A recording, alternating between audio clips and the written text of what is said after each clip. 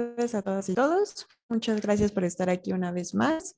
El día de hoy estaremos en la primera parte de una sección de dos conferencias.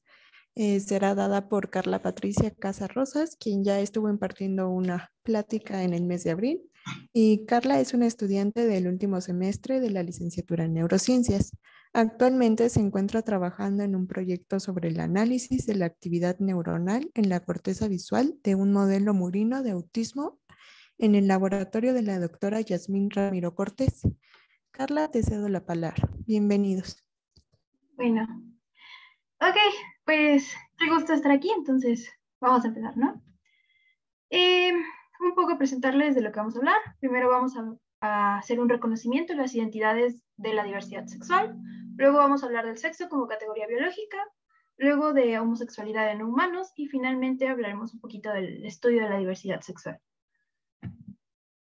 Ok, y como ya habían mencionado mis compañeros, esta es la primera parte de una miniserie de pláticas por el mes del orgullo. Entonces yo voy a hablar de esta parte más general en animales y un poco más de homosexualidad, y mis compañeros van a hablar la próxima semana sobre sexo y género. Ok, entonces primero, para dar una breve introducción, vamos a hablar un poquito de la comunidad LGBT. Entonces estas son las banderas esta es la bandera más reconocida de la comunidad LGBT, la del arco iris, y esta se propuso en 1978 por Gilbert Blake. Esta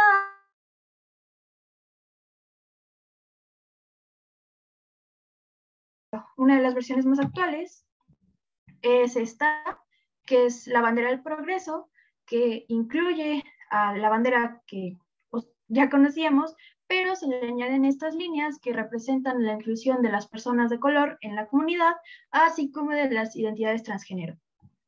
Esta fue diseñada en 2018 por Daniel Quasar. Entonces, la primera categoría o la primera identidad de la diversidad sexual de la que vamos a hablar es de la homosexualidad, que esta es sentir atracción por el mismo género. Normalmente asociamos la bandera de arco iris con los gays o hombres homosexuales, pero como esta se empezó a utilizar por el resto de la comunidad para simbolizar a la comunidad LGBT+, se ha propuesto este otro diseño para representar a los hombres que sienten atracción por otros hombres. Y de igual manera, como el término gay a veces se usa para denominar a otras identidades, se ha postulado crear una identidad que sea exclusivamente para los hombres que sientan atracción por hombres, que es esta de Vinciano por Leonardo da Vinci, pero pues esta todavía no es tan popular o tan aceptada por toda la comunidad, ¿no? La siguiente que tenemos es a las lesbianas, que son mujeres que sienten atracción por otras mujeres. Después tenemos otra categoría, que es la multisexualidad, que esta se refiere a sentir atracción por más de un género. La primera identidad que tenemos aquí es la bisexualidad, que esta se refiere a sentir atracción. Usualmente se entiende como sentir atracción por hombres y mujeres, sin embargo, esta no se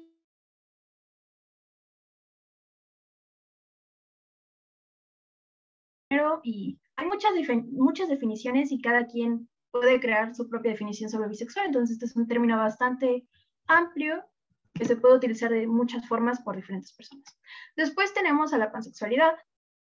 Este se refiere a sentir atracción por todos los géneros o a sentir atracción sin importar el género.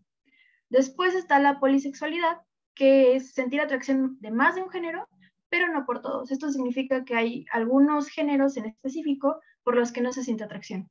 Y otra que tenemos y que casi no se conoce es la omnisexualidad, y esta se refiere a sentir atracción por todos los géneros, pero en esta se experimenta de forma diferente la atracción por cada uno de estos géneros.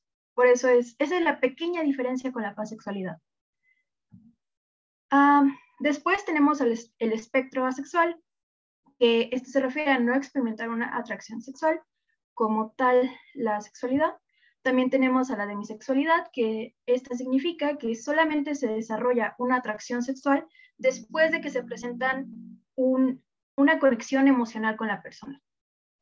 También existe la grisexualidad, que es una identidad en la que se identifican con la sexualidad, pero no por completo.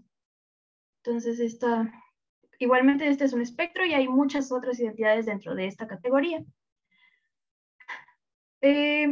Algunas personas pueden sentir atracción sexual y no romántica, y por eso tenemos este término en específico, que es aromántico.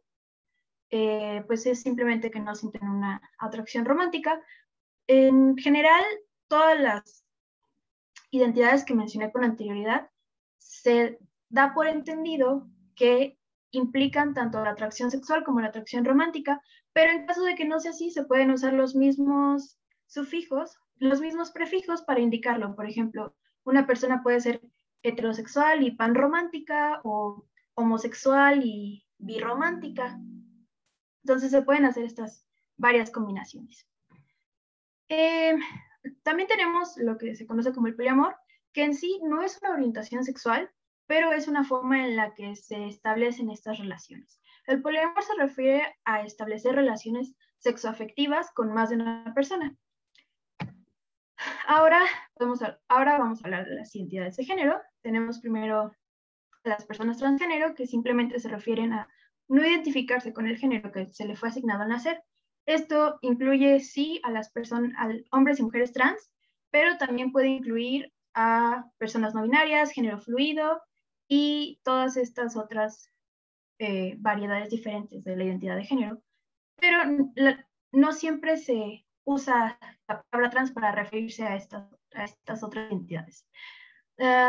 Otra de las identidades que tenemos es el género fluido, en el que esta se caracteriza porque se cambia el género con el que uno se identifica, se va alternando.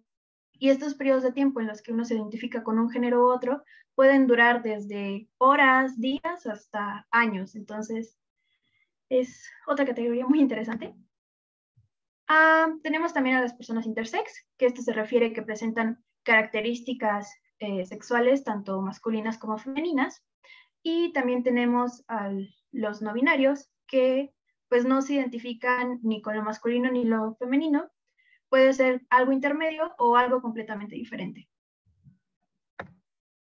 Y también tenemos ciertos términos que podemos usar un poco como comodín cuando no sabemos la identidad en específico de alguien. Por ejemplo, una mujer sáfica puede ser lesbiana, pansexual, bisexual o cualquier otra orientación en la que se identifique principalmente con un género femenino y sienta atracción por mujeres u otros géneros principalmente femeninos. El diamórico o diamórico, ¿qué? Se refiere a cualquier atracción que sientan las personas no binarias, y el término aquiliano es la atracción que sienten los hombres por hombres o identidades más hacia el lado masculino, y esta, igual que la sáfica, no es exclusiva. Entonces, está ese término. Luego tenemos queer, que se usa como también una palabra para designar la identidad de género, que es algo diferente a todo lo que ya habíamos visto y no tan definido, pero también se puede utilizar para no ser muy explícito en el tipo de orientación sexual que se tiene. Y bueno, con eso terminamos la primera parte. Espero que hayan visto alguna que no supieran. Y finalmente, pues quiero cerrar esta primera parte con esta mini reflexión de que los humanos hemos desarrollado relaciones complejas con nuestra identidad sexual y todas son válidas. Entonces, creo que parte de esta creatividad que tenemos los humanos, o de este nivel de cognición que tenemos, es que hemos creado esta complejidad con la forma en la que nosotros nos percibimos a nosotros mismos y cómo nos relacionamos con otras personas. Entonces, todas estas identidades de las que ya hablamos pueden significar algo diferente para cada persona, y cada persona puede crear como su propio significado de su identidad, y aún así todas son válidas. Entonces, ahora sí vamos a empezar a hablar de esta parte de la homosexualidad. Quería empezar con un poquito de historia. Entonces, como contexto, en 1952 se incluye en el Manual de Diagnóstico Estadístico de la Asociación Americana de Psiquiatría a la homosexualidad como una perturbación sociopática de la personalidad. Esto surge principalmente de que en esta época el ambiente social era de rechazo hacia lo que no fuera natural. Esto tiene una influencia muy importante de las ideas religiosas, pero también está influenciado por el psicoanálisis. Entonces, no la comunidad de la diversidad sexual no fue la única que se fue afectada en este periodo en el que se empieza a consolidar la psiquiatría como ciencia, sino que hubieron también otras comunidades.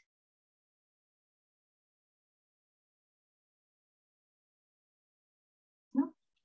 Entonces, en el momento en que sale esta clasificación, empiezan las protestas por parte de las personas dentro de la diversidad sexual y se cambia esta categoría por algo llamado desviación sexual, que se cambia la categoría de homosexualidad como perturbación sociopática de la personalidad a su propia clasificación, que era trastornos de la desviación sexual. Ahí es donde se incluye la homosexualidad en 1963. Después, en 1973, se retira la homosexualidad del DMS-2, pero se reemplaza con perturbación de la orientación sexual.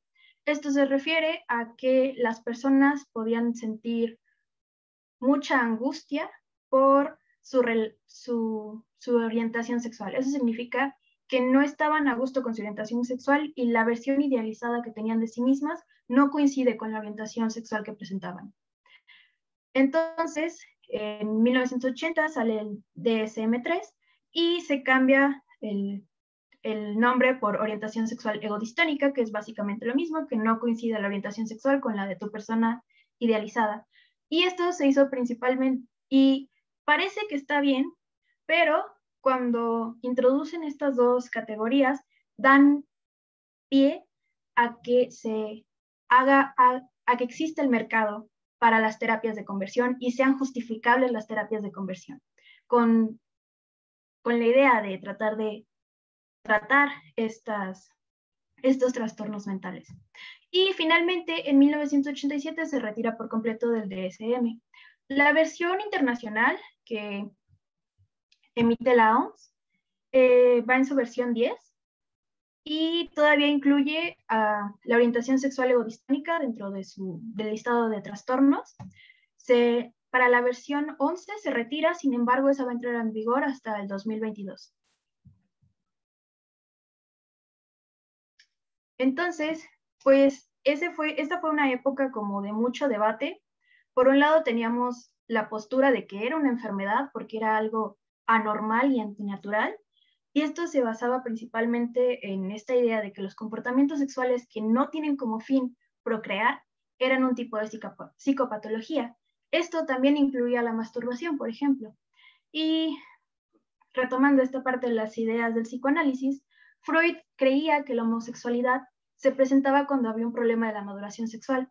Para Freud, todas las personas nacen bisexuales y conforme van creciendo, se convierten a heterosexuales. Entonces, parte de esto de patologizar a la homosexualidad tenía que ver con que se consideraba que estas personas, que la homosexualidad estaba relacionada con otro tipo de trastornos mentales, pero pues todas estas teorías no tenían ningún fundamento científico, fueron básicamente solo ideas que sacaron de la nada y mucho por el ambiente social justo de esta parte del que acababa de ocurrir la separación iglesia-estado, pero aún se conservaban los valores religiosos. Entonces, derivado de estos movimientos a favor de la liberación, a favor de la diversidad sexual, hubo una presión muy fuerte por este grupo y los principales argumentos que trajeron fueron estos de que una enfermedad mental tiene que causar angustia o perjudica de alguna forma el funcionamiento del individuo. Y cuando se empezaron a investigar todos estos cuando se empezó a investigar ya más formalmente, se encontró que las personas homosexuales no tenían ninguna disfunción, que podían encontrar empleos, establecer relaciones interpersonales, formar parte de la comunidad, y no parecía que tuviera ninguna otra enfermedad asociada a esta condición de homosexual. Entonces es de los argumentos principales con los que se utilizan para eliminar a la homosexualidad como una enfermedad mental. Y entonces ahora la visión que se tiene es que la homosexualidad sería simplemente otro rasgo que representa la variabilidad de la población, como la estatura, el color de piel, el color de ojos y cualquier otra forma de diversidad que tenemos en los humanos. Pero entonces, ¿es natural la diversidad o no? Pues para eso, creo que para poder hablar de homosexualidad y heterosexualidad, primero tenemos que definir qué es. Entonces, para eso, yo quiero introducir a esta criaturita extraña que me encanta, que se llama Physaurium polycephalum. Este es un organismo unicelular que es relativamente sencillo, pero tiene algunos comportamientos muy interesantes y complejos. Por ejemplo, puede tener un tipo de memoria muy primitiva y puede resolver algunos problemas. Pero cuando yo conocí a este bicho raro, lo que más me llamó la atención fue que se han registrado más de 720 sexos. 720 sexos para una masa amarilla amorfa. Entonces, ¿qué es el sexo? ¿Qué es lo que pensamos normalmente cuando hablamos de sexo? Puede ser que pensemos en la presentación, en faldas, vestidos, pantalones, corbatas, o lo que sea. Puede ser que pensemos en características secundarias, características sexuales secundarias como el vello corporal, el desarrollo de los senos. Puede ser que pensemos en genitales, en cromosomas, en hormonas, pero nada de esto es universal hacia todas las criaturas. Entonces, ¿cuál es la regla con la que separamos el sexo en la biología? Pues el sexo como categoría biológica se define a partir de los gametos que produce un individuo. Si un individuo produce un gameto grande llamado óvulo, entonces es una hembra. Y si un individuo produce un gameto chico, entonces es un macho. Hay poca variabilidad. Usualmente todos los organismos vivos que tienen reproducción asexual caen dentro de alguna de estas dos, producen alguno de estos dos gametos. Tenemos, obviamente, a la excepción del Physaurium, ya que algunas especies de algas, hongos y otros protozoarios solo tienen un tamaño de gameto, que es el caso del Physaurium. Sin embargo, estos tienen ciertas regiones en su genoma que no son compatibles entre sí. Entonces, o sea, tienen que haber combinaciones en específico de estas. Me parece que para Physaurium son 4 regiones en específico, que tienen que tener cierta secuencia para que puedan combinarse entre ellos y puedan fusionarse los gametos. Si estas regiones no son compatibles, entonces los gametos no pueden fusionarse. Y así es como se obtienen los 720 sexos que se han reportado para este bicho. Esto se les llama mating types, que no sé traducir, pero vamos a dejarlo como tipos de apareamiento. Y, o sea, este Physaurium no es el único, existen otras especies. Sí llega a haber casos en los que se presentan diversos tamaños de gametos. Por ejemplo, hay un tipo de mosca de la fruta que los machos producen 3 tamaños de esperma diferentes. Sin embargo, el mismo macho produce los 3 tamaños, entonces parece que no se puede diferenciar como 3 machos diferentes. Ok. Y bueno, ahora que ya sabemos la definición general universal del sexo, claramente podemos distinguir en estos organismos cuál es el macho y cuál es la hembra. Y si alguien no puede, pues que me diga. Pues no, en realidad no es tan sencillo, ¿no? algunos de esos organismos son hermafroditas, en algunos casos las hembras son más grandes que los machos, las hembras pueden ser más coloridas que los machos, pueden existir varios tipos, varias morfologías dentro de estos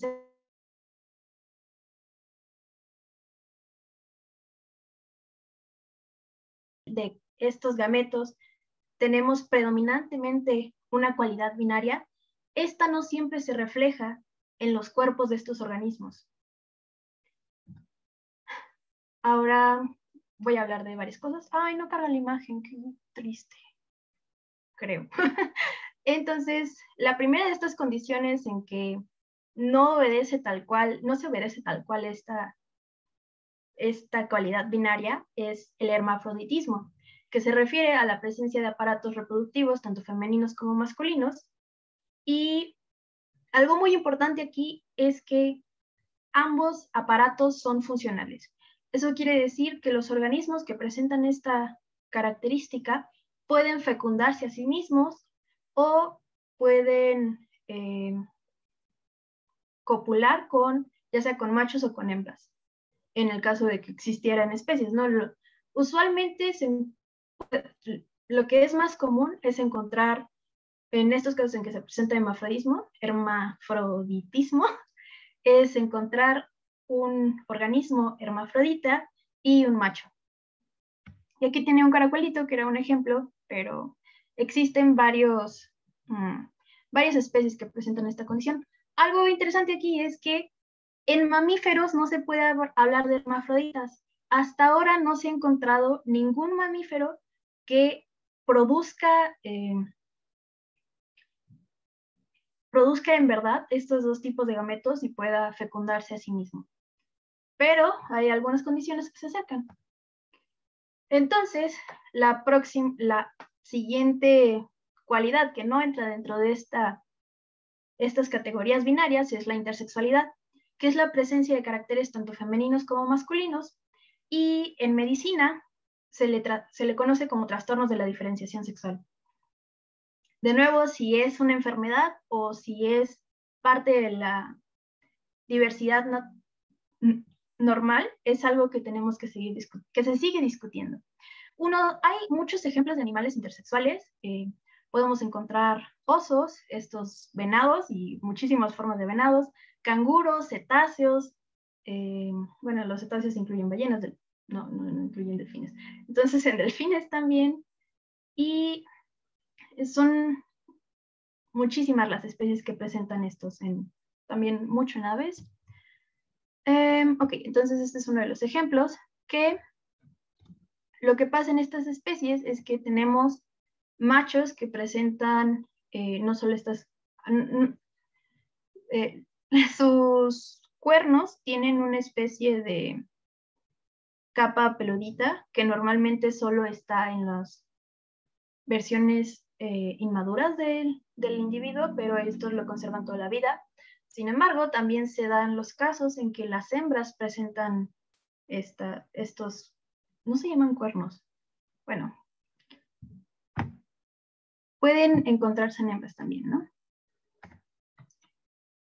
Y uno de los ejemplos que a mí se me hace más interesante es el de las llenas manchadas, ya que todas las hembras tienen una especie de falo. Esto es muy interesante porque en muchos casos de hembras en las que se presentan estos tipo falos, pues en realidad solo es un clítoris más alargado. Sin embargo, en estas llenas manchadas, la uretra pasa por el medio del miembro y el canal vaginal se encuentra en medio de este miembro. Eso significa que el apareamiento se da a través de este falo, pero también dan a luz a través de él. Y esto es muy peligroso de cierta forma, ya que el 15% de las madres primerizas mueren al momento de dar a luz y se ha reportado que hasta el 60% de la camada puede fallecer durante el parto. Entonces, si esto trae un riesgo asociado, si esta característica trae un riesgo asociado, ¿por qué se ha conservado en las especies, porque todas las hembras lo tienen, todas las hembras de las llenas manchadas tienen este falo. Pues resulta que este tiene una función social. Las llenas tienen una jerarquía muy marcada en la que usan este falo para señalizar su dominio, o incluso cuando recién llegan al grupo, una erección es lo mismo que un saludo. Entonces, para una llena, no tener falo significa no poder participar dentro de las dinámicas sociales y terminarían siendo excluidas del grupo, por lo que no tendrían acceso a recursos y ni protección y morirían. Entonces, esta es una de las características que se pueden conocer como un rasgo de inclusión social. Después tenemos a los colibríes.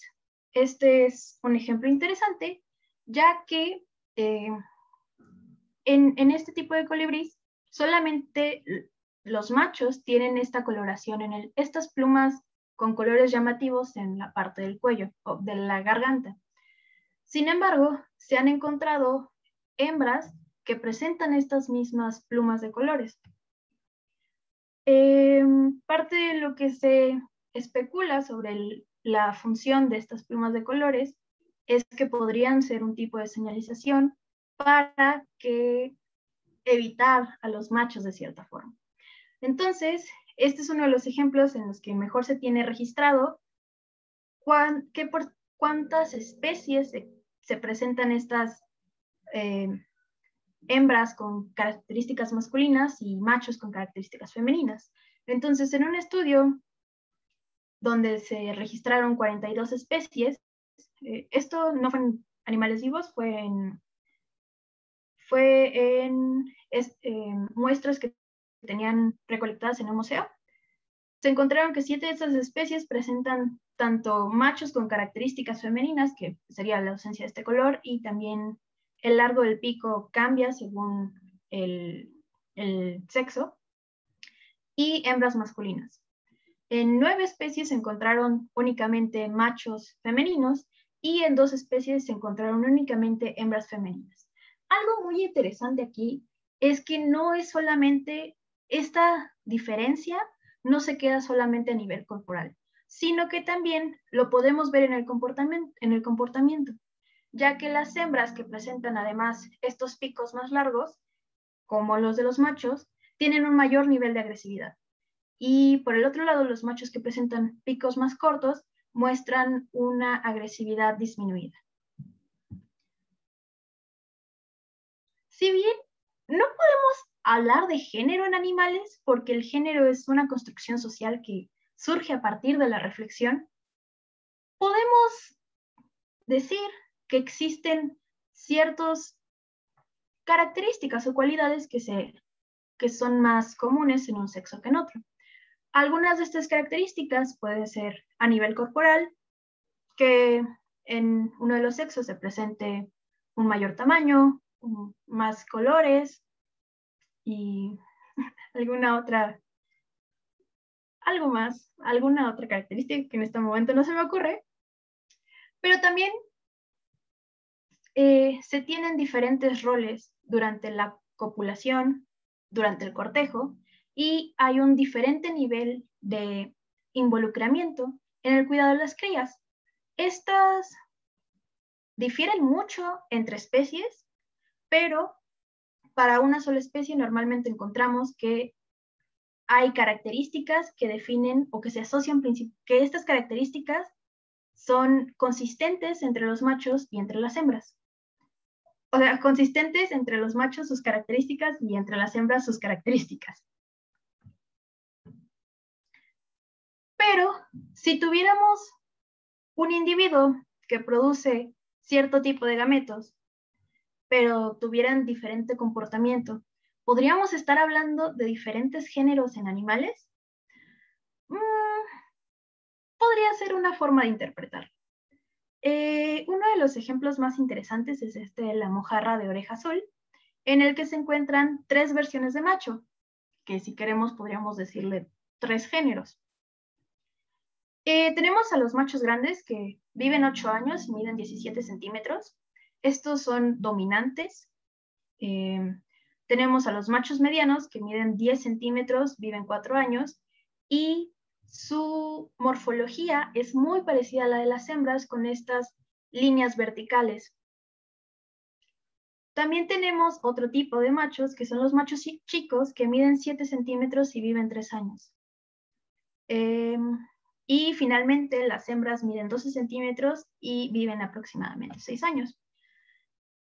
¿Qué es lo interesante de estas diferentes versiones de macho? Al momento de aparearse, los machos forman una especie de vecindario en el que cada macho tiene un territorio que defiende y en este forma un nido para atraer a las hembras. La mayoría de los machos se agrupan en estos vecindarios. Hay algunos otros machos que tienen sus nidos en las periferias, pero las hembras prefieren a los machos que tienen sus nidos en este vecindario porque el estar dentro de un colectivo les ayuda a proteger a sus crías de depredadores. Entonces, estos machos son territoriales y son muy agresivos. Luego tenemos a los machos medianos, que son parecidos a las hembras, y de hecho, se puede decir que viven con las hembras. Las hembras normalmente no están en estos vecindarios donde están los nidos, sino rondando en bancos de hembras. Y los machos chicos solamente están en la periferia y no son oportunistas, no crean nidos, no interactúan, solo si encuentran la oportunidad de fertilizar huevos, lo hacen. Entonces, aquí entra lo interesante. Los machos medianos pueden acercarse a los territorios de los machos grandes y los machos grandes hacen el ritual de cortejo como si fuera una hembra. Finalmente, este ritual de cortejo incluye el toque de genitales y algunas otras cosas, pero lo que pasa con estos es que después de este ritual de cortejo se invita a que el macho de tamaño mediano se quede en el territorio. Después, cuando vienen las hembras normalmente prefieren los territorios en los que se encuentra un macho grande y un macho mediano. Y al momento de aparearse, forman una especie de trío que es un tipo es como un sándwich, en el que el macho de tamaño mediano queda apretado entre el macho de tamaño grande y la hembra. Y en este momento, pues, tanto el macho grande como el macho mediano tienen parte de las fertilizaciones de los huevos que deposita la hembra. Entonces tenemos estos machos que participan en la copulación con los machos grandes y los machos medianos, pero lo que uno creería es simplemente que los machos están confundiendo, los machos grandes están confundiendo a los machos medianos con hembras debido a su tamaño y a los patrones de sus escamas. Sin embargo, esto no es del todo coherente, porque si bien se ha llegado a presentar la ocasión en la que pueden existir dos hembras en el territorio de un macho grande, no forman tríos de la misma manera que los forman cuando se tiene un macho grande, un macho mediano y una hembra. Entonces, esto nos podría indicar que lo que estamos viendo aquí es que estas diferentes versiones de machos están cumpliendo roles diferentes al momento de aparearse. Ya si esto representa un género diferente de macho, pues queda como a la interpretación, ¿no? Ok. No. Ay, no cambio la diapositiva. Ya. Y bueno, como última parte de esto, solo quiero mencionar que la intersexualidad en diferentes especies es reconocida por ciertos grupos culturales. Por ejemplo, el pueblo de los Banatu, no me pregunten dónde está porque no lo recuerdo en este momento, tienen como posesiones muy preciadas a un tipo de cerdo que crían específicamente para que tenga características intersexuales. Y de hecho, o sea, este animal tiene un lugar tan importante dentro de su cultura que tienen identificados 7 géneros intersex diferentes. Esto quiere decir que ellos encontraron 7 categorías que están en este espectro entre lo que es más asociado a las hembras y lo que es más asociado a los machos. Ellos logran identificar 7 categorías diferentes. Otro ejemplo son las leyendas de las tribus nativas americanas sobre osas que dan a luz por una especie de falo. Y esto sí se da. Hay ciertos osos grizzly, en ciertos individuos de los osos grizzly, se puede presentar que las hembras tengan un falo parecido al de las llenas. Sin embargo, no es como en las llenas que todas las hembras tienen este falo. Y con esto, como que cerramos esta parte de los diferentes sexos y un poco de los...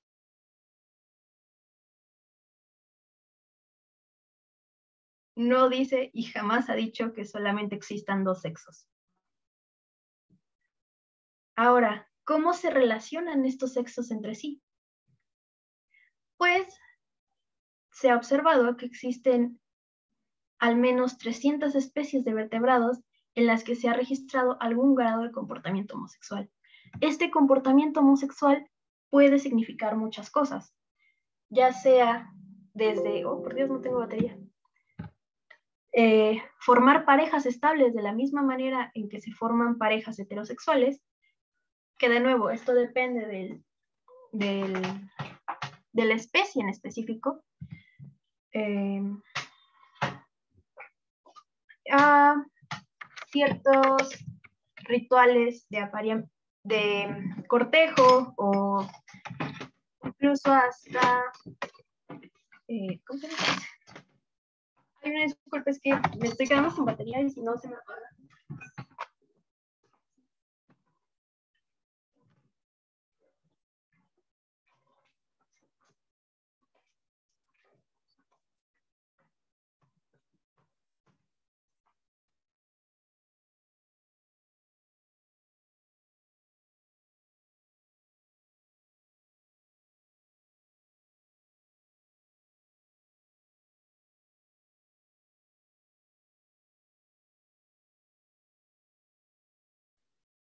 Parece que tiene un problema técnico ahorita Carla, entonces esperemos un momento en lo que se soluciona.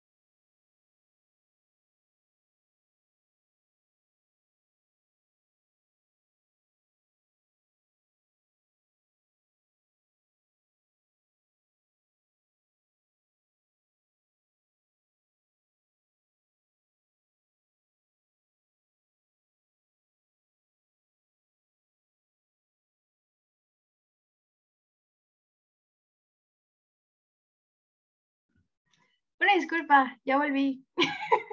Es que mi computadora, si no la tengo conectada, ya en cuanto marca que ya no tiene batería, se apaga y siempre se me olvida. Pero ya, ok, lo podemos retomar. Entonces me quedé que existen varios comportamientos a los que se les puede determinar homosexuales, como formar parejas o el contacto entre genitales. Entonces, aquí voy a dar algunos ejemplos porque ya no puse como imágenes. Pero en gansos se ha encontrado que forman parejas estables, que estas parejas pueden durar hasta 10 años. Y pues básicamente lo que significa que formen parejas es que se acompañan, que se acicalan, que tienen este tipo de apareamiento.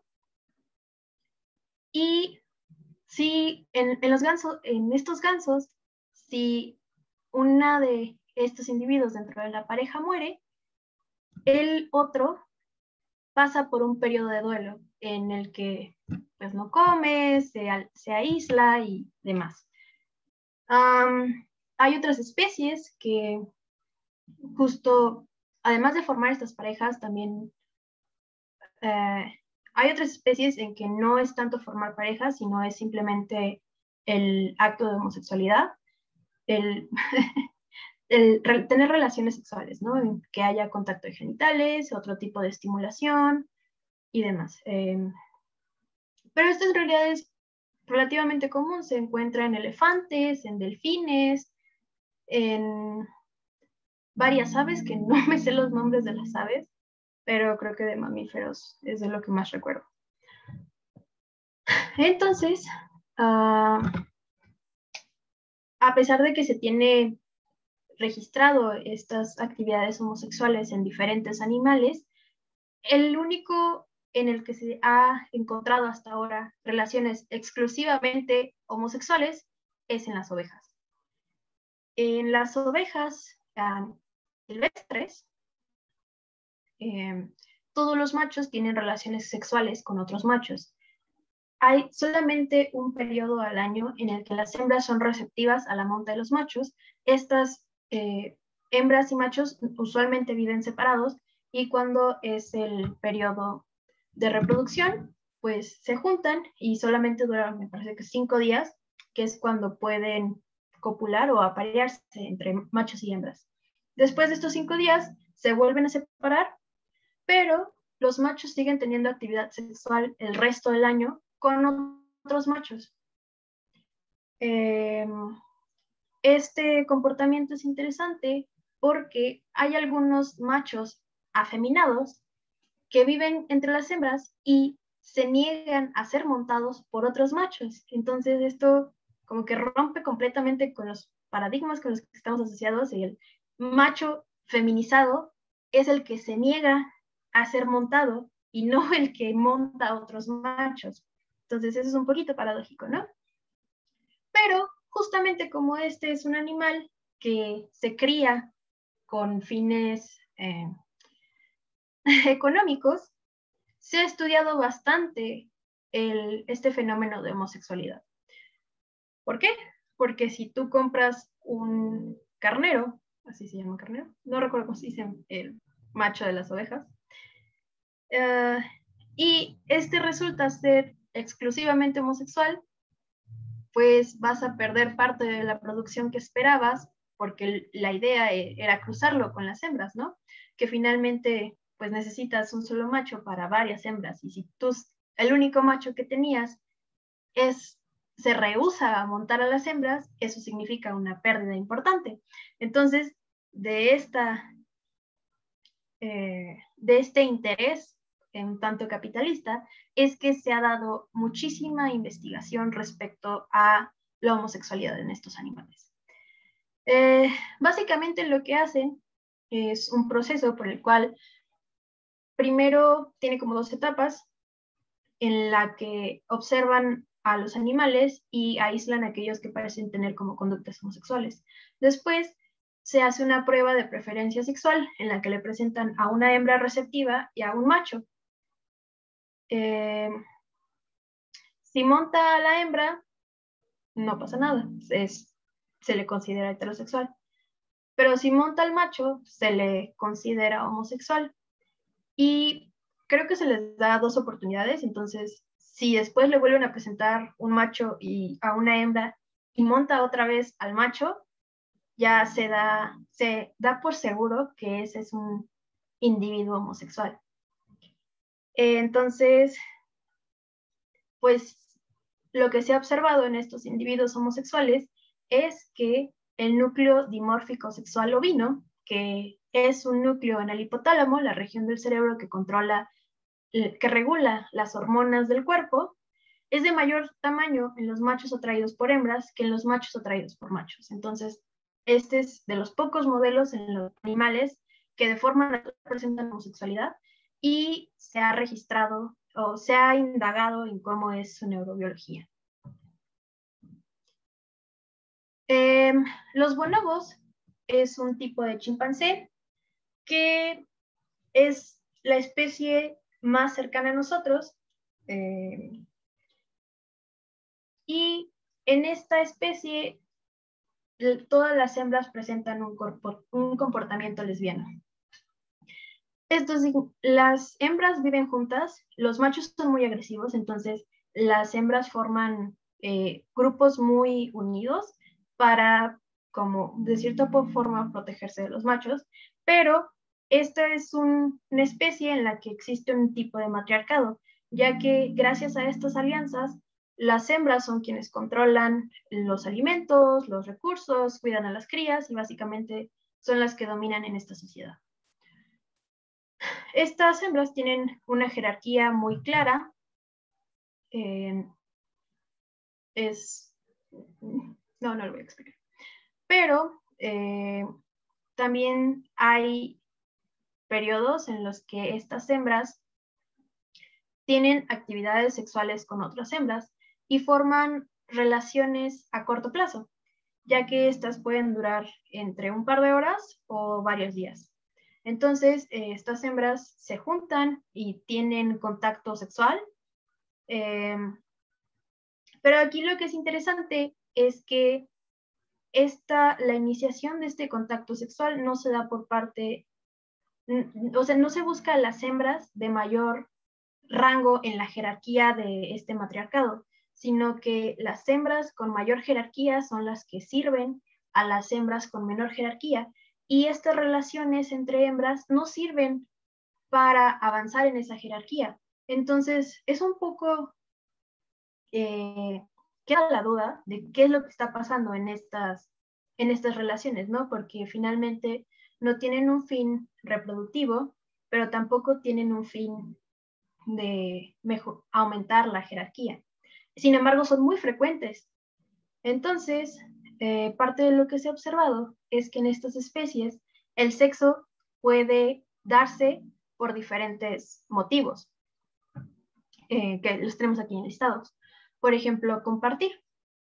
Esto incluye machos y hembras, pero se ha reportado que, por ejemplo, tanto en cautiverio como en la vida salvaje, cuando un grupo de bonobos se encuentra con un recurso en el que pueden, por ejemplo, encuentran comida, antes de probar la comida, tienen relaciones entre ellos.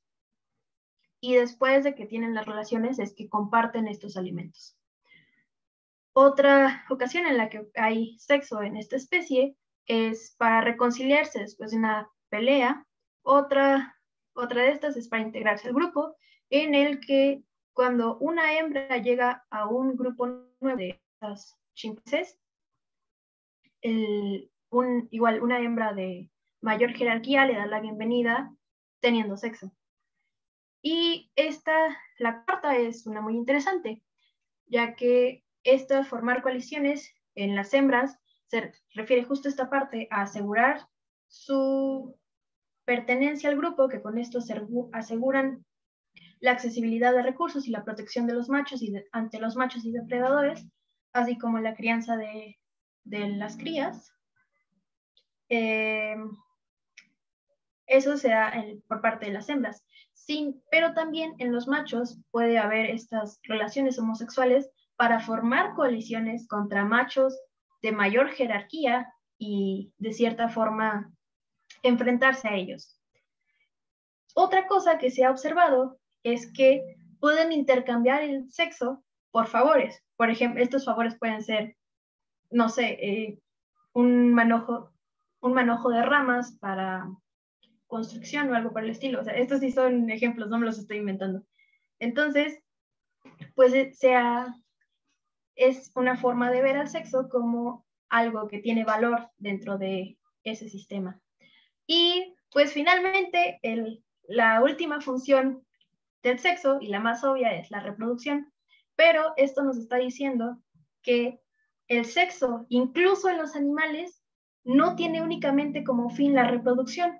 Si recuerdan, en el momento en el que decidieron que la homosexualidad era una enfermedad, fue justamente este punto el que hicieron, que las actividades sexuales que no tuvieran como fin la reproducción se podían considerar patologías. Y aquí estamos viendo que incluso en los animales, el sexo no es igual a reproducirse. Este es ejemplo en los chimpancés, pero también se llega a encontrar un poco en aves y en otros mamíferos. Entonces, una de las conclusiones que encontré es que la homosexualidad es común en animales con sociedades complejas y esto representa un rasgo de inclusión social. Entonces, a esto lo que se refiere es que la homosexualidad ha surgido en los animales como una forma de comunicar ciertas relaciones sociales, de asegurar la pertenencia al grupo, de formar coaliciones, y en general se ha encontrado que la homosexualidad promueve la cooperación entre individuos de la misma especie, y en algunos casos entre individuos de diferentes especies. Ok, con eso cierro la parte de la diversidad sexual en animales no humanos, y quiero hablar un poquito de la homosexualidad, de lo que se ha estudiado de la homosexualidad. El estudio de la homosexualidad se ha visto igual de perjudicado por todos estos prejuicios del siglo pasado, ya que los investigadores no se atrevían a hacer este tipo de estudios, ya que temían que fueran asociados o que fueran catalogados como homosexuales, porque como ya vimos, era patologizado y en algunos casos hasta era ilegal. Entonces, toda esta parte del estudio de la homosexualidad ha estado bastante escondida. En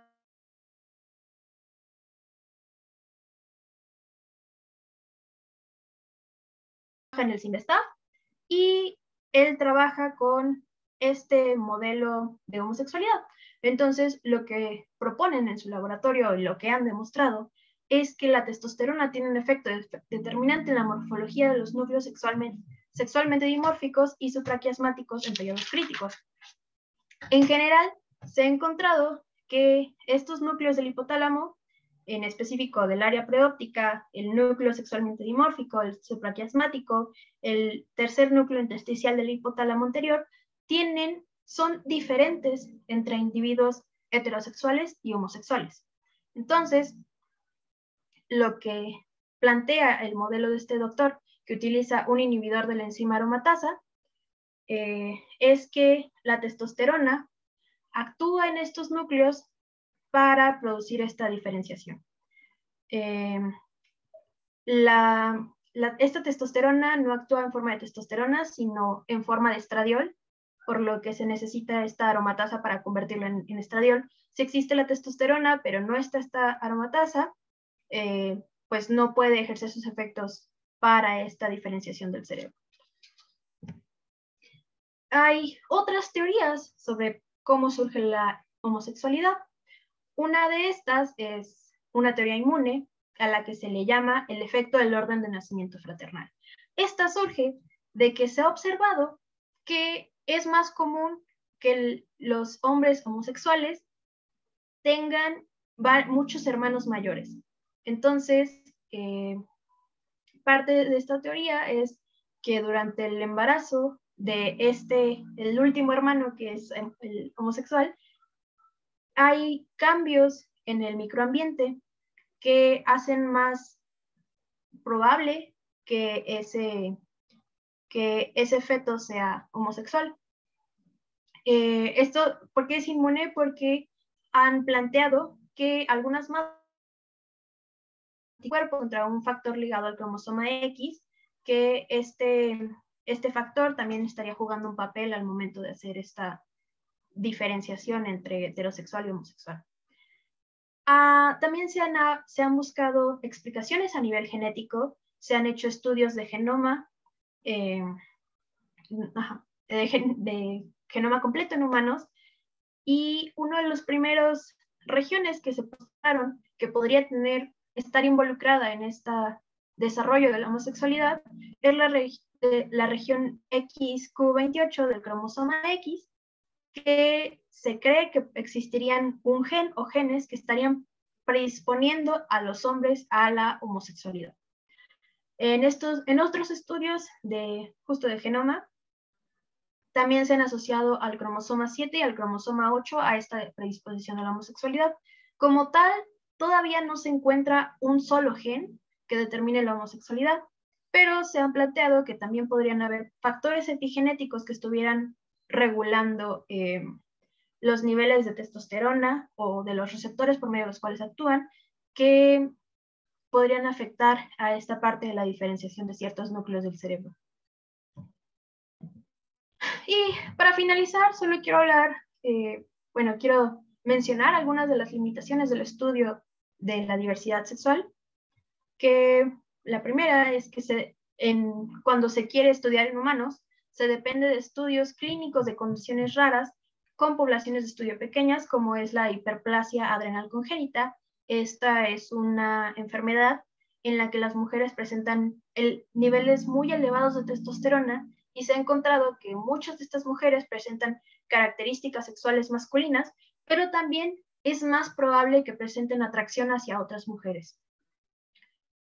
Otro problema muy grande es que estos estudios de sexualidad usan únicamente machos, y prácticamente lo que se sabe sobre la homosexualidad se ha estudiado en machos. No se sabe mucho de la homosexualidad en hembras, y pues es un área que hace falta investigar. Otra es la suposición de que la sexualidad es binaria y es fácil de categorizar. Justamente tenemos en este modelo que los ratones no son necesariamente homosexuales aun cuando se usa este inhibidor de la aromatasa, sino que presentan cierto grado de preferencia hacia las hembras y de preferencia a los machos. Entonces, considerar que solamente existe la heterosexualidad o la homosexualidad, pues es erróneo. En realidad es mucho más común las sexualidades no exclusivas en la naturaleza que estos tipos de sexualidad exclusiva. Y pues las categorías son difíciles. Justo como vimos al inicio de la plática, existen muchas identidades y de cierta forma son personales, son diferentes entre cada persona cómo se definen. Entonces es difícil hacer un estudio a nivel de biología o con modelos animales, más bien, que te distinga entre bisexuales o pansexuales. Entonces, eso es parte de lo que de los problemas que se tiene para entender la biología de todas estas identidades de la diversidad sexual. Y finalmente, pues se encuentran relaciones muy complejas entre los factores involucrados, ya que aunque se ha visto que existe un efecto muy importante de la testosterona al momento de hacer estas diferenciaciones, pues no es el único factor que está involucrado, porque también si solo modificas la testosterona, no es completamente seguro que vas a obtener un individuo homosexual o de alguna otra forma, ¿no? Pero a mí me parece que la limitación más grande es que la interpretación de los fenómenos siempre estará sujeta a la subjetividad de la comunidad científica.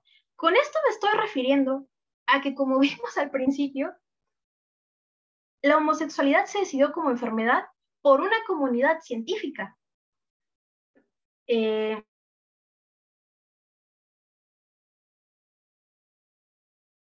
Cualquier otra explicación antes que aceptar que existe la homosexualidad en animales. Pues estas explicaciones pueden ser que a los animales los confundieron, que se estaban haciendo pasar por hembras y los machos por eso se aparearon con estos otros machos que eran parecidos a las hembras. Este es uno de los ejemplos más claros y que es más alarmante. Este artículo es más y usa esta palabra para referirse a estas serpientes que secretan feromonas parecidas a las de las hembras, pero usan esta palabra, she-male. Esta es una palabra que surge de la pornografía, en específico del fetiche que se tiene con las mujeres transexuales. Entonces, ¿cómo es posible que en una investigación científica se use este lenguaje degradante? Pues sí es posible, porque somos humanos los que estamos haciendo estas investigaciones. Y a pesar de que se ha avanzado bastante en el reconocimiento y en asegurar los derechos de la comunidad diversosexual, aún se enfrentan a muchos retos.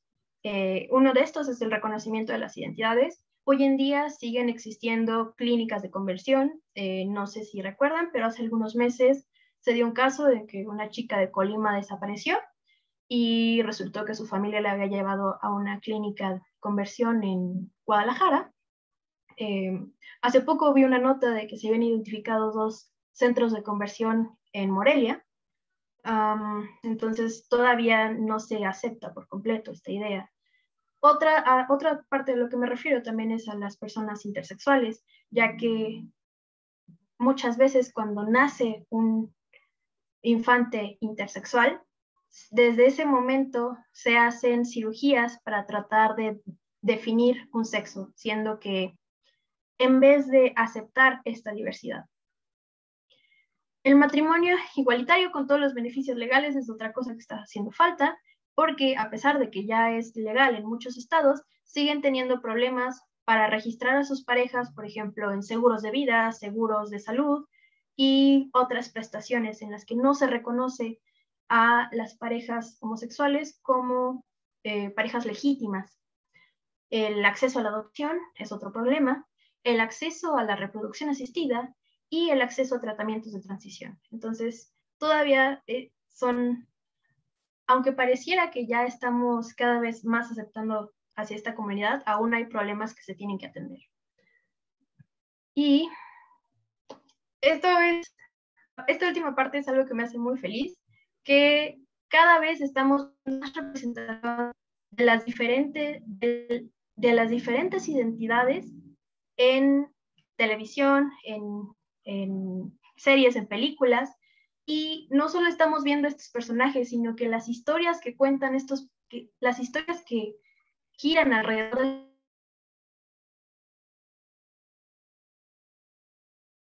las que existían anteriormente. Ahora sí, solo si quieren saber un poco más del tema, les dejo estos 2 libros que son muy, muy, muy interesantes. El primer libro es de una autora que es bióloga evolutiva y ella es trans. Entonces, en este libro lo que plantea es una alternativa a la teoría de selección sexual de Darwin que toma en cuenta a la diversidad sexual como algo natural. Y también tenemos este otro libro que es Exuberancia biológica, que nos habla de la presencia de la homosexualidad y de la diversidad dentro de diferentes especies y cómo los diferentes enfoques que se le ha dado al momento de la investigación. Y bueno, eso es todo. Gracias. Por aquí abajito mi correo por si tienen alguna duda, si quieren alguna referencia o lo que sea.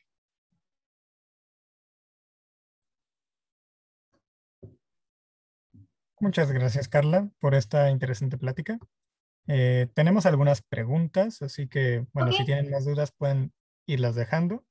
Y la primera es de Luis Samuel. Él pregunta, ¿cuál es la diferencia entre queer y no binario? Él no lo entendió. Muy bien. Es de esas preguntas difíciles porque no estoy muy segura, porque justo queer es mucho como deshacerse de las etiquetas típicas, ¿no? Entonces es también, no es un poco no estarse definiendo, Es que es muy amplio, o sea, de verdad lo que significa la identidad queer es, puede ser muy, muy, muy diverso y diferente cada persona que se identifica con esta palabra. Creo que no le respondí, pero tampoco soy experta en estas identidades. Y si alguien del público se identifica como tal y quiere explicarlo, pues lo invito a que nos platique de sus experiencias. Hola, yo sí quisiera dar una pequeña definición de la diferencia entre queer y no binario. Es más o menos como lo dijo Carla. Queer es como un término súper ambiguo cuando sabes que no eres heterosexual y o cisgénero, es decir, que no estás 100% identificado con el género con el que te asignaron al nacer o no te atraen solamente las personas de tu sexo opuesto, pero no sabes bien en dónde entrar. He visto que la gente suele usar el término queer para definirse cuando soy algo fuera de lo normal, entre comillas, pero no sé bien cómo definirme. Es como algo más abstracto.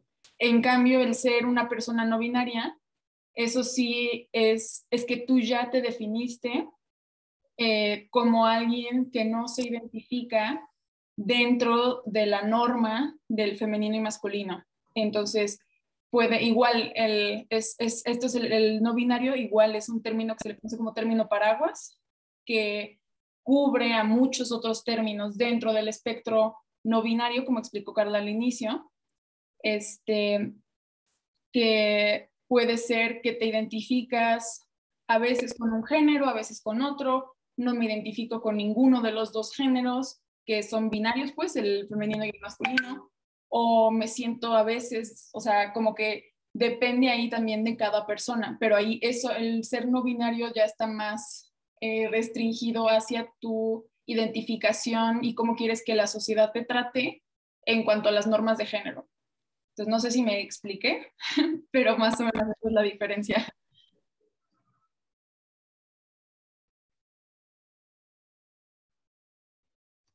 Muchas gracias. Pasamos a la siguiente. Esta es de Karel y dice, no me quedó claro lo de la intersexualidad en los cerdos. ¿Cómo lo identificaron? Pues esto es básicamente,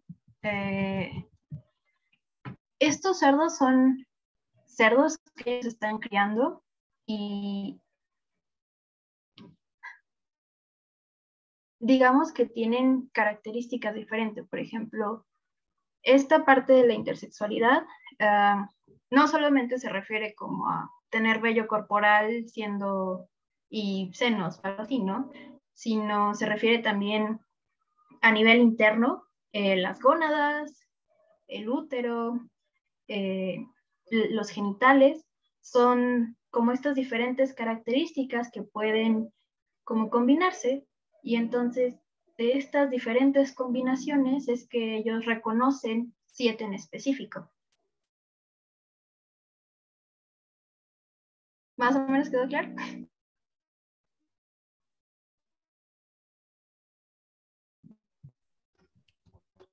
Muchas gracias, Carla.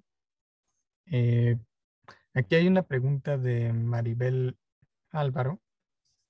Pregunta, ¿cómo sabe una persona si es no binaria? Creo que esto se relacionaría con la definición en sí, Carla. Si nos la podrías aportar. Pues eso es muy a nivel personal, pero si tú sientes que no encajas dentro de ninguno de los roles asignados a los diferentes géneros, puedes definirte a ti mismo como no binario, pero creo que Camila puede hablar un poquito mejor de esa parte. Eso, la próxima plática que daremos Osmar y yo, hablaremos un poco más sobre justamente todo este rollo de identidad de sexo y género, etc., en humanos. Entonces, igual a ver si les queda más claro en la plática de la próxima semana.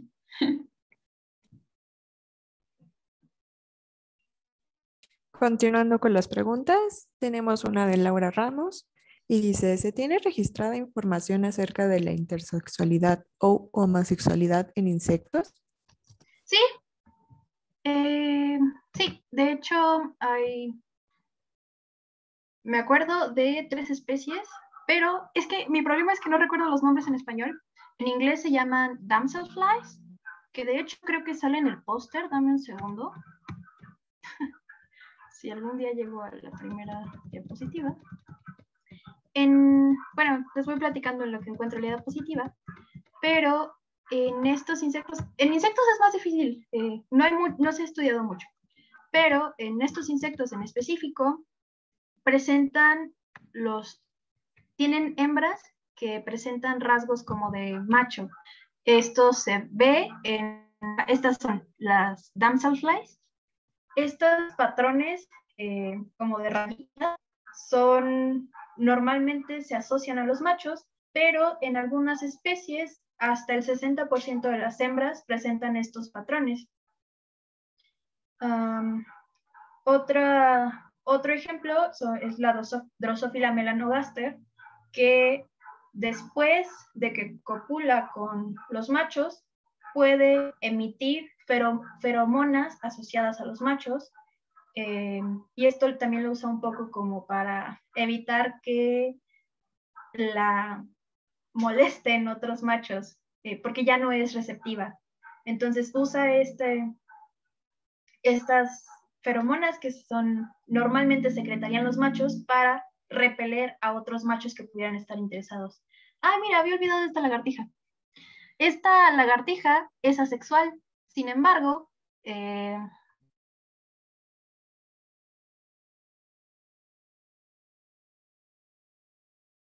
o sea, a lo que me refiero es que esta lagartija no necesita de otro individuo para reproducirse, sin embargo, aún así presentan estas conductas de apareamiento, pero no se están apareando. Y lo que es muy interesante con estas, no recuerdo, se llaman whiptails, es que forman estas parejas y comparten un nido y toman las posturas que normalmente se encontrarían en una especie relacionada que sí tiene reproducción sexual, en el que los machos me parece que toman a la hembra como del cuello, la muerden y después hacen una especie de dona sobre el cuerpo de la hembra para que haya contacto entre las cloacas y así se pueda dar la fecundación. Pues estas lagartijas, aunque son todas hermafroditas, presentan este mismo comportamiento, no son hermafroditas, son asexuales. Presentan este mismo comportamiento, entonces no se están fertilizando entre ellas, pero aún así están teniendo sexo. Y lo que se ha visto es que en estos animales, si tienen este comportamiento de relaciones sexuales, ponen más huevos que cuando lo hacen ellas solas. Y otra cosa que es interesante es que van cambiando de papel, dependiendo de cuál de las dos tenga más o menos testosterona. En cuál tenga, no es testosterona, es estradiol y progesterona, me parece. Entonces van alterando sus ciclos hormonales y van cambiando estos roles que normalmente serían asociados a macho o a hembra.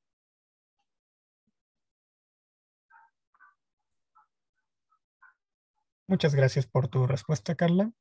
Después de múltiples felicitaciones de varias y varios participantes, Rafael nos pregunta, desde los conocimientos que has compartido, ¿consideras que el uso del llamado lenguaje inclusivo, o sea, que emplea la X y la E, está adecuado ante la diversidad sexual? Ay, Rafita, qué gusto verte. Algo que es muy importante mencionar es, justo como hablaba hace rato, el lenguaje importa. Entonces, la forma en que nos referimos a las personas puede validar su identidad o ignorarla. Entonces, si hay quienes se sienten más cómodos si se refieren a ellos en estos pronombres intermedios, se tiene que respetar, ¿no? Entonces, es raro un poco a nivel Pues sí, ¿no? Lo ideal sería que se promoviera el lenguaje inclusivo. Yo a nivel muy personal no me molestan los pronombres, entonces no es importante para mí, pero eso es por la relación que yo tengo con el género. Entonces, a lo mejor para mí no es importante si me dicen, si se refieren a mí con pronombres masculinos o femeninos, pero para algunas personas sí, y puede ser un tema delicado, ¿no? Por cuestiones de salud mental o esta parte como de disforia, de no ser reconocidos o no encajar con el género que ellos esperarían. Entonces, lo ideal es preguntar cómo prefieren las personas que se refieren a ellos.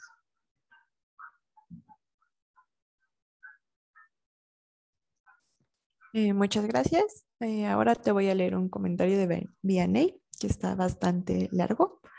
Primeramente, te felicito, Carla, por el tema bastante complejo, pero muy necesario. Tratando de resumir para mí, porque es mucha información y trato de digerirlo poco a poco, la sexualidad, o sea, el sexo, tiene que ver con nuestra fisionomía, nuestros genitales. Teóricamente, entonces hablaríamos de mujeres, hombres y hermafroditas.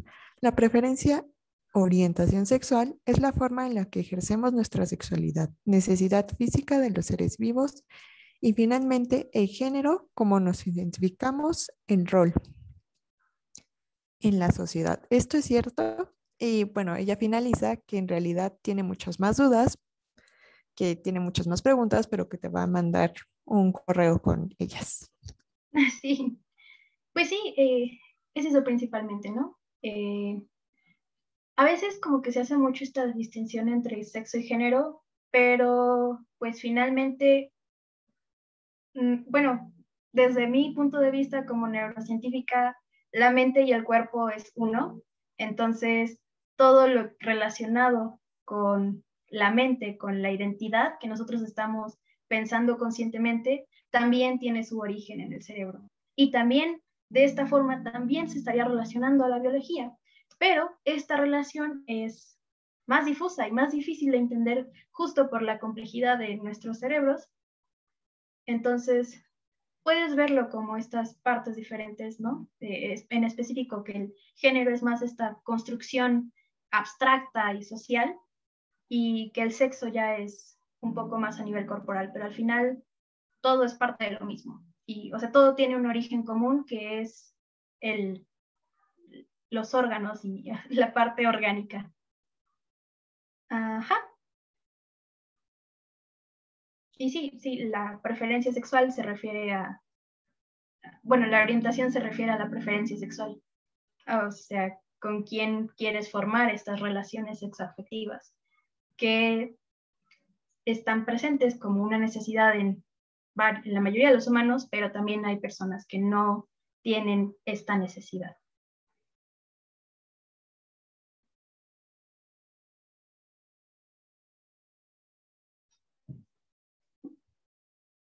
Y no dudes en escribirme si quieres seguir platicando el tema.